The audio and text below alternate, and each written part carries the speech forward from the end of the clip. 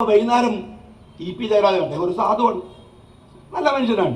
അദ്ദേഹം വൈകുന്നേരം പറഞ്ഞു, എന്നാലും വരും, നമുക്ക് നോക്കാം.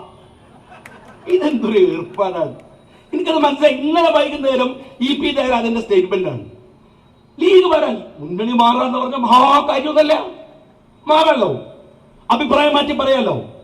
എന്താ വിഷയമുള്ളത്? ഖിയാമത്ത് നാൾ വരെ ഒരു മുന്നണി ഇല്ലല്ലോ. പക്ഷെ എന്തിനാ വരേണ്ടത്? നിങ്ങൾ പറ. അതിന്റെ രാഷ്ട്രീയമൊന്ന് ഞങ്ങളെ പറഞ്ഞ് ബോധ്യപ്പെടുത്തിത്ത. നിങ്ങൾ പറയും. ഒരു കാര്യം CPM-കാരൻ സ്നേഹപൂർവ്വം മനസ്സിലാക്കേണ്ടത് എന്താണെന്നറിയോ? അതെന്താണെന്നറിയോ?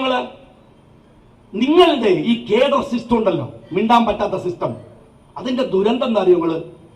നിങ്ങൾ തീർന്നു.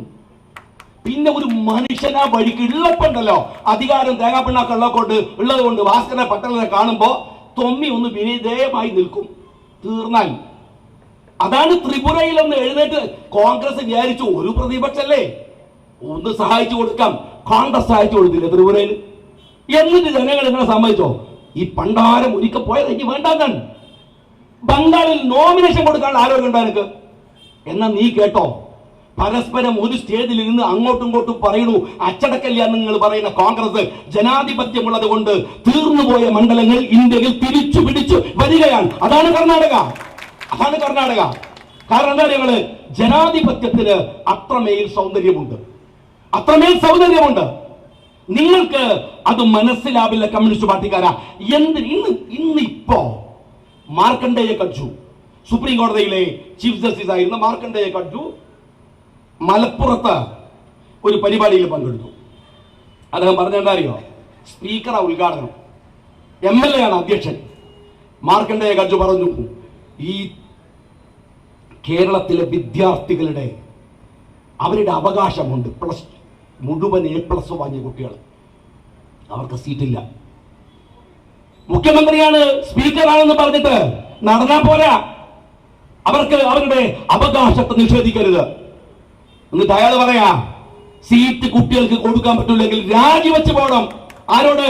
നേരെ സ്പീക്കറെ ഇരുത്തിയിട്ട് 1 മണിക്കൂർ മുമ്പ് മാർക്കണ്ഡേയ കഡ്ജു.